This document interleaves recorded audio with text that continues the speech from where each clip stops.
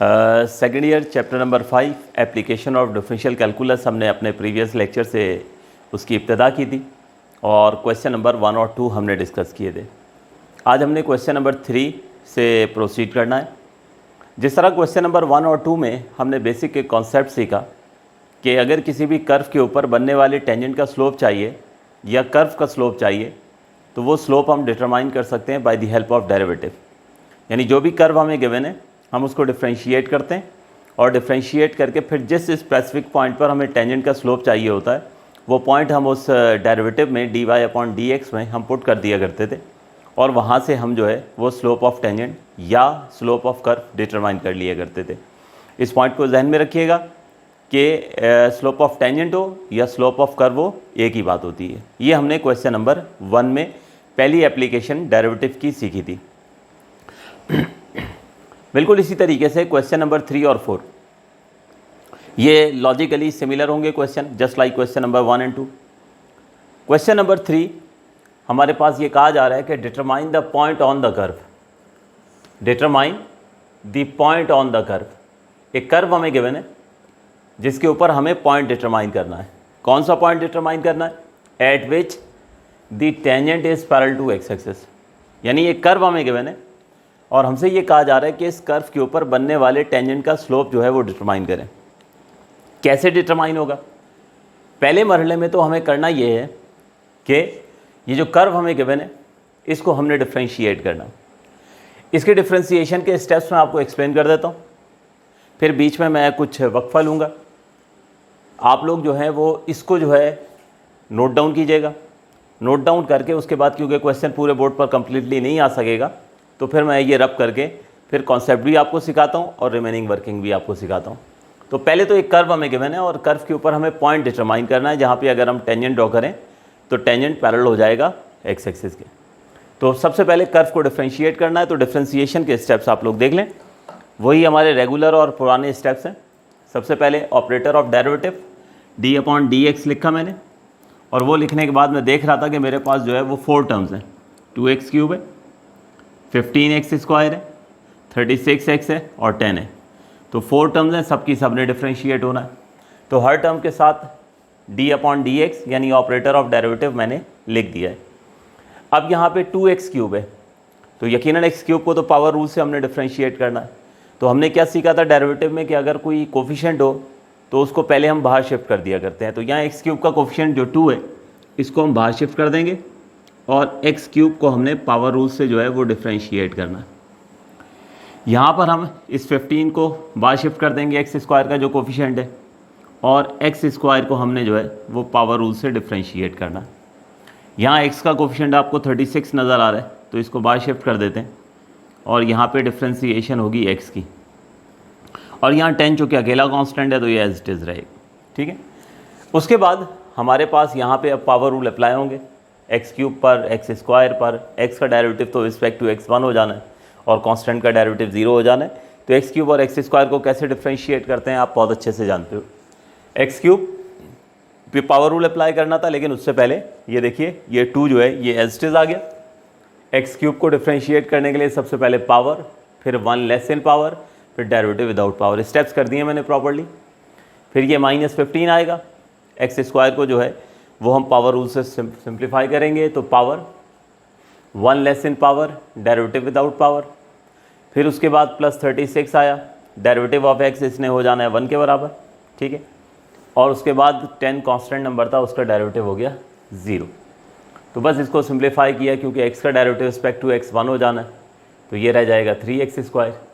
यहाँ x का derivative respect to x 1 हो जाना है, ये रह जाएगा 2x, और ये 36 × 1 36। तो इस तरह से फाइनली हमारे पास ये डेरिवेटिव आ चुका है। तो यहाँ तक पहले नोट कर लें, अभी तक याद रहे, मैंने लॉजिक नहीं बताई है मैं, क्योंकि डिफ्रेंशिएशन के बाद भी काफ़ी सारे स्टेप्स हैं तो मैं चाह रहा था कि पहले डेरिवेटिव का प्रोसेस आप समझ लें। वैसे तो आप खुद से भी कर सकते हैं, पूरा चैप्टर आप डेरिवेटिव का पढ़ चुके हैं। नोट कीजिए, फिर इसको रब करता हूँ और फिर लॉजिक एक्सप्लेन करता हूँ।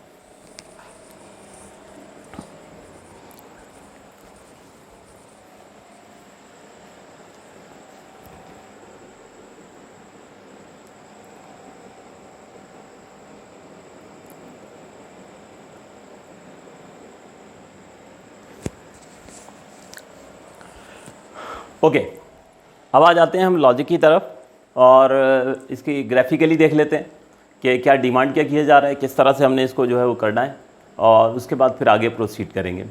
तो डिफ्रेंशिएशन के स्टेप्स जो हैं ये अब मैं यहाँ से दरमियान से इसको मैं रब कर देता हूँ।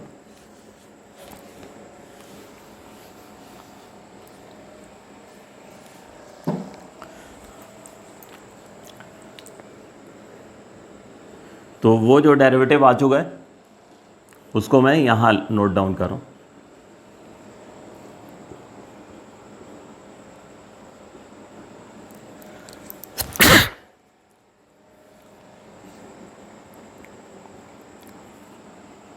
लीजिए, तो ये हमारे पास जो है डिफ्रेंशिएशन का स्टेप्स आप लोग होप्स नोट कर चुके होंगे। अब आते हैं हम लॉजिक की तरफ और बाकी क्वेश्चन की कंप्लीशन की तरफ फिर हम जाते हैं। तो हमने क्या किया, सबसे पहले फंक्शन को जो गिवन कर्व था उसको जस्ट डिफ्रेंशिएट किया। अब आए लॉजिक की तरफ। देखिए, हमसे ये कहा जा रहा था determine the point on the curve. हमें कर्व के ऊपर पॉइंट डिटरमाइन करना है। अगर मैं एक्स एक्सिस और वाई एक्सिस ड्रॉ करूँ, ठीक है, और उसके बाद मैं एक कर्व ड्रॉ कर लेता हूँ। रफली कर्व मैंने ड्रॉ किया है, एग्जैक्टली कोई एक्यूरेट ड्रॉ नहीं किया है। हमसे कह रहे हैं इस कर्व के ऊपर आप एक पॉइंट बताइए। पॉइंट के बारे में तो बहुत अच्छे से जानते हैं आप लोग कि कॉम्बिनेशन होता है एक्स और वाई का, ठीक है ना। इस तरह ऑर्डर्ड पेयर में लिखा जाता है, यानी पहली वैल्यू एक्स की होती है जिसे हम एब्सिसा कहते हैं, दूसरी वैल्यू ऑर्डिनेट की होती है जिसे हम वाई कहते हैं। ये किसी वजह से एक्सप्लेन कर रहा हूँ मैं, एक आप कॉमन मिस्टेक कर जाते हो, इस वजह से ये पॉइंट मैंने एक्सप्लेन किया है। तो अब मैंने ये रफली एक ग्राफ बना लिया। हमसे ये कहा जा रहा है कि इस कर्व के ऊपर आप एक ऐसा पॉइंट बताइए कि जहाँ पर अगर टेंजेंट ड्रॉ करें तो टेंजेंट एक्स एक्सिस के पैरेलल हो जाए। देखिए, टेंजेंट होता क्या है, या टेंजेंट लाइन होती क्या है। टेंजेंट लाइन वो लाइन होती है जो कर्व को किसी एक पॉइंट पे टच करके जा रही हो। जो कर्व को किसी एक पॉइंट पे टच करके जा रही हो उसको हम टेंजेंट या टेंजेंट लाइन कहते हैं। तो हमसे ये कहा जा रहा है कि इस कर्व के ऊपर आप एक ऐसा पॉइंट डिटरमाइन करें कि जहाँ पे अगर हम टेंजेंट ड्रॉ कर लें तो tangent parallel to x axis हो जाए। मिसाल के तौर पे अगर मैं यहाँ पर दोबारा से इसी किस्म का एक ग्राफ ड्रॉ करूँ, ये देखिए, तो देखिए यहाँ आप टेंजेंट ड्रॉ करेंगे तो टेंजेंट एक्स एक्सिस के पैरेलल नहीं होगा, ठीक है। ये देखिए, यहाँ आप टेंजेंट ड्रॉ करेंगे, टेंजेंट एक्स एक्सिस के पैरेलल नहीं होगा। तो हमें दर हकीकत वो पॉइंट तलाश करने के लिए कहा जा रहा है कि जहाँ अगर ड्रॉ करें हम टेंजेंट, तो टेंजेंट क्या हो, exactly parallel to x axis हो जाए। अब पैरेलल टू एक्स एक्सिस हो जाए, इसका लॉजिकली हमें क्या फ़ायदा होगा प्रॉब्लम को प्रोसीड करने में, तो इसको ज़रा थ्योरेटिकली सुन लीजिए। पहले तो मैंने क्वेश्चन एक्सप्लेन कर दिया कि हमें इस कर्व के ऊपर एक ऐसा पॉइंट तलाश करना है, ठीक है, जहाँ पे अगर हम टेंजेंट ड्रॉ करें तो टेंजेंट एग्जैक्टली एक्स एक्सिस के पैरेलल हो जाए। तो ये आप देख रहे हो कि ये लाइन एक्स एक्सिस है और ये टेंजेंट है। पैरेलल का कॉन्सेप्ट तो आपको जहन में होगा कि हमारे पास जो है, जैसे मिसाल के तौर पे इसको मैं इस तरह से एक्सप्लेन करता हूँ कि पैरेलल लाइंस जो होती हैं वो हमेशा आपस में डिस्टेंस, इक्वल डिस्टेंस मेंटेन करती हुई चलती हैं, ठीक है। सिंपल सा कॉन्सेप्ट है। तो हमसे कह रहे हैं कि इस कर्व के ऊपर वो पॉइंट आप डिटरमाइन करें जहाँ पर टेंजेंट जो है वो हम ड्रॉ करें तो tangent parallel to x axis हो जाए, यानी दोनों लाइन हमेशा एक दूसरे के आमने सामने बिल्कुल सेम डिस्टेंस मेंटेन करते हुए चलती है। अब लॉजिकली इसको कैसे हैंडल करना है, तो देखिए tangent parallel to x axis हो जाए। देखिए, जो पैरेलल लाइंस होती हैं उनका हमेशा एक बात याद रखिएगा कि स्लोप हमेशा उनका सेम होता है, ठीक है। स्लोप हमारे पास जो है वो बेसिकली रेशियो होता है राइज और रन का। ये जब आप लोग चैप्टर नंबर 2 स्ट्रेट लाइन पढ़ेंगे तो उसमें ज़्यादा बेहतर तौर पर स्लोप के बारे में पढ़ पाएंगे और उस वक्त हम डिटेल में भी उसके बारे में बात करेंगे। अभी फ़िलहाल स्लोप से मुराद वही है जो हम अपनी रियल लाइफ में लेते हैं। मिसाल के तौर पे मैं आपसे कहता हूँ कि ये हमारे पास जो है फर्श है, आप बताइए इसका स्लोप क्या है, तो आप लोग देखेंगे और देखने के बाद कह देंगे कि इसका तो स्लोप है ही नहीं। अच्छा, मैं कहूँ कि ठीक है, आपने मुझे कहा कि स्लोप नहीं है, आप मुझे न्यूमेरिकली बताइए, किसी न्यूमेरिकल फिगर में बताइए कि ये जो फर्श है इसका स्लोप क्या होगा, तो आप कहेंगे कि इसका स्लोप 0 है। ना होने का मतलब क्या है, स्लोप नहीं है, इसका मतलब इसका स्लोप 0 है। इसके फौरी बाद मैं आपसे अगला क्वेश्चन कर दूं कि ठीक है, आपने कह दिया कि ये जो फर्श है, ये जो फ्लोर है, इसका स्लोप जो है वो 0 है, तो फ़ौरन मुझे बताइए कि छत का स्लोप क्या होगा। तो आपने फौरी तौर पर जो है वो छत को देखा और आपने ये कहा कि इसका स्लोप भी वही होगा, क्योंकि आपके जहन में ये बात थी कि जो आपको स्लोप फर्श का नज़र आ रहा है वही छत का होगा। क्यों होगा?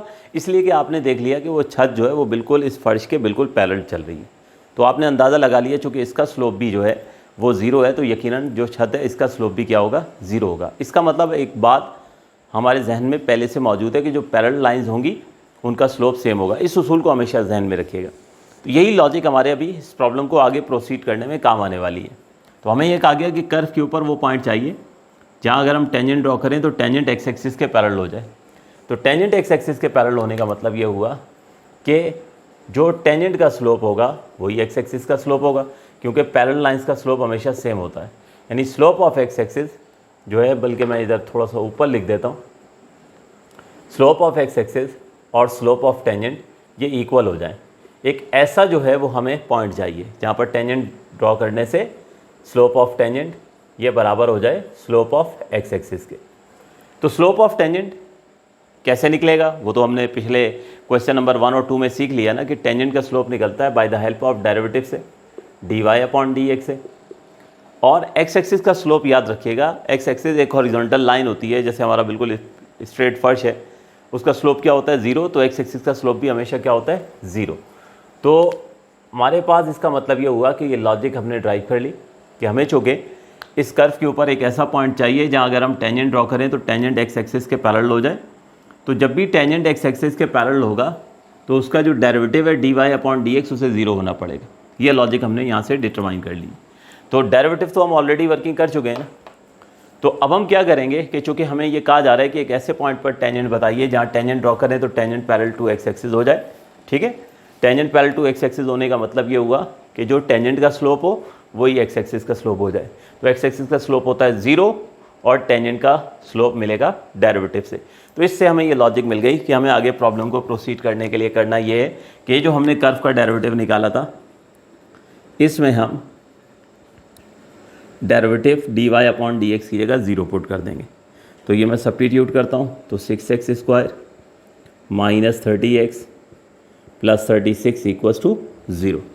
अब यहाँ से देखिए 6 कॉमन निकाला जा सकता है, तो 6 कॉमन निकालते हैं तो x² - 5x + 6 = 0 आ गया। अब इस 6 को क्रॉस मल्टीप्लाई करके उधर ले जाएंगे तो ये 0/6 और 0/6 0 हो जाएगा।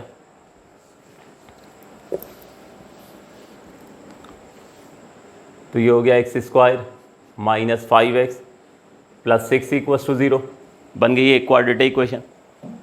अब इस क्वाड्रेटिक इक्वेशन की मिडिल टर्म को हम ब्रेक करते हैं। x² - 2x - 3x + 6 = 0। x common निकाला तो x - 2 - 3 कॉमन निकालें, x - 2 = 0। x - 2 as a whole common, remaining term is x - 3। अब दो फैक्टर मल्टीप्लाई हो रहे हैं, ठीक है, प्रोडक्ट उनका 0 है, तो बारी बारी हम दोनों को 0 से इक्वेट करेंगे। तो आइदर x - 2 = 0 और x - 3 = 0। तो यहाँ से पहली x की वैल्यू जो मिली है वो हमें 2 मिली है और दूसरी वैल्यू जो मिली हमें x की वैल्यू 3 मिली। अब देखिए यहाँ पर अक्सर स्टूडेंट जल्दबाजी में करते क्या हैं कि एक x की वैल्यू मिली 2 और एक x की वैल्यू मिली 3 और डायरेक्टली आंसर की तरफ चले जाते हैं और कह देते हैं कि जी 2,3 आंसर है।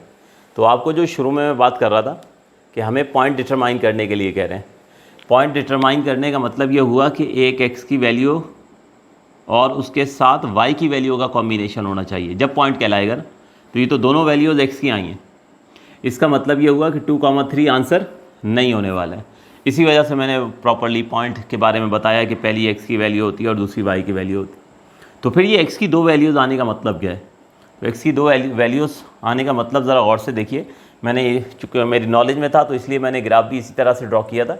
असल में इस कर्व के ऊपर दो मकाम ऐसे हैं, ठीक है, जहाँ पे अगर हम टेंजेंट ड्रॉ करेंगे तो टेंजेंट एग्जैक्टली क्या हो जाएगा? पैरेलल टू एक्स एक्सिस हो जाएगा। एक x = 2 पर और एक x इज इक्वल टू 3 पर, यानी दो मकाम ऐसे हो रहे हैं कि जहाँ पर हम टेंजेंट ड्रॉ कर रहे हैं तो tangent parallel to x axis होगा। 2 पॉइंट हमें जवाब में मिलने वाले हैं। x की 2 वैल्यूज़ मिली हैं, एक भी मिल सकता था, वो कोई ऐसे परेशानी की बात नहीं है। तो इसका मतलब क्या हुआ कि अब ये एक x की वैल्यू 2 मिली है और एक x की वैल्यू 3 मिली है, तो पॉइंट के लिए x के साथ y की वैल्यू होनी चाहिए। तो अब आगे क्वेश्चन को प्रोसीड करने के लिए बस इतना काम करना है कि एक दफ़ा ये x की वैल्यू 2 आप ये गिवन कर्व में पुट कर दें तो उसके अगेंस्ट y की वैल्यू आपको मिल जाएगी, ठीक है। फिर एक दफ़ा x की वैल्यू 3 जो है वो आप यहाँ पर जो है वो पुट कर देंगे तो आपको उसके अगेंस्ट जो है वो y की वैल्यू जो है वो मिल जाएगी, ठीक है। तो यहाँ पे इसको प्रोसीड करते हैं। ये पहली वैल्यू आ चुकी है x इज इक्वल टू 2, ठीक है। और दूसरी वैल्यू आएगी हमारे पास x इज इक्वल टू 3। थोड़ी कैलकुलेशन ज़्यादा है तो मैं इस वजह से यहाँ पे गैप दे रहा हूँ। x minus 3 equal to 0, x equal to 3, ठीक है। तो ये हमारे पास दो वैल्यूज़ आ चुकी हैं। तो पहले x is equal to 2 put करते हैं। Put x is equal to 2 in equation 1। तो देयरफॉर y इक्वल टू, ये इस कर्व में देखिए जहाँ जहाँ x है वहाँ पर हम 2 पुट करने जा रहे हैं। तो ये हो जाएगा 2 इंटू क्यूब ऑफ 2 हो जाएगा माइनस 15, 2 का स्क्वायर हो जाएगा प्लस 36 इंटू 2 प्लस 10 हो जाएगा, ठीक है। अब इसकी कैलकुलेशन कर लेते हैं। तो 2 into 8 minus 15 into 4, 36 into 2 72 plus 10, y equals to 8 into 2 16, 15 into 4 60 plus 72 plus 10। तो y इक्वल्स टू, ये हमारे पास होना चाहिए 82 और 38। तो ये हमारे पास जो है आई थिंक ये y की वैल्यू 38 आ जाएगी। तो ये 2 के अगेंस्ट हमारे पास 38 आ गया। अब इसमें हम x माइनस 3 के लिए वर्किंग कर लें, ठीक है। तो पहले 2 के अगेंस्ट जो है वो 38 है। आप इसको एग्जैक्ट कैलकुलेट कर लीजिएगा, मेरी मेमोरी में यही है, मैंने इसको एग्जैक्टली अभी कैलकुलेट नहीं किया, या क्वेश्चन एंड होता है तो एग्जैक्टली भी कैलकुलेट कर लेते हैं, कोई ऐसा मसला नहीं है। पहले एक दफ़ा वर्किंग जो है वो आप लोग नोट कर लें, ठीक है, समझ लें, फिर उसके बाद आगे हम इसको एग्जैक्टली कैलकुलेशन भी देख लेंगे। 2 के साथ 38 आता है और 3 के साथ जो आएगा वो, जहाँ तक मेरी मेमोरी कहती है, वो 37 आएगा, ठीक है। तो अब ये x इज इक्वल टू 3 हम पुट करते हैं, फिर एक साथ मैं दोनों कैलकुलेशन एग्जैक्टली भी आपको बता देता हूँ। Put x is equal to 3 in equation number 1। तो अब x की वैल्यू 3 पुट करनी है। तो y equal to 2 into cube of 3 minus 15 into square of 3 plus 36 into 3 plus 10। तो जस्ट इसकी कैलकुलेशन कर लेते हैं जल्दी से। 2, 3 का क्यूब 27, 15 इंटू 9, 36 इंटू 3 90 और 108 प्लस 10। तो y equals to 54, 15 into 9 135 plus 108 plus 10। तो y इक्वल्स टू 37, ठीक है। तो ये हमारे पास 3 के अगेंस्ट जो है वो 37 आ जाएगा और 2 के अगेंस्ट 38 आ जाएगा। तो यहाँ आने के बाद आखिर में हमसे चूँकि डिमांड क्या की गई थी कि पॉइंट बताइए, ठीक है, तो रिज़ल्ट की शक्ल में हम लिख देंगे कि देयरफॉर रिक्वायर्ड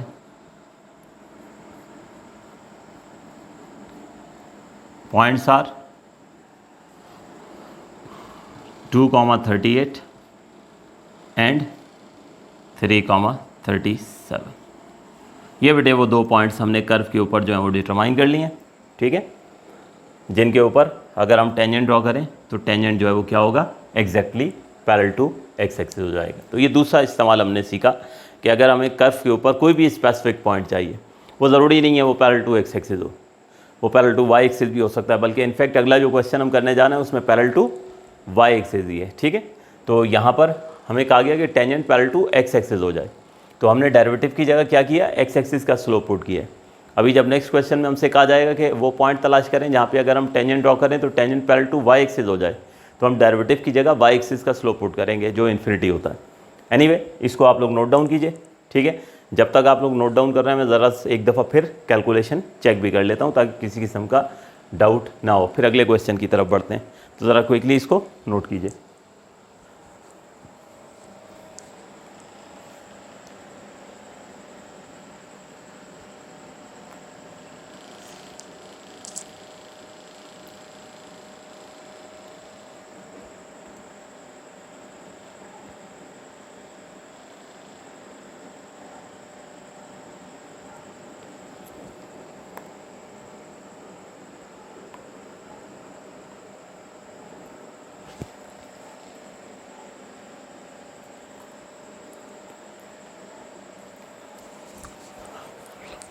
ओके बेटे, तो कैलकुलेशन में चेक कर चुका हूँ, कैलकुलेशन बिल्कुल 100% एक्यूरेट है।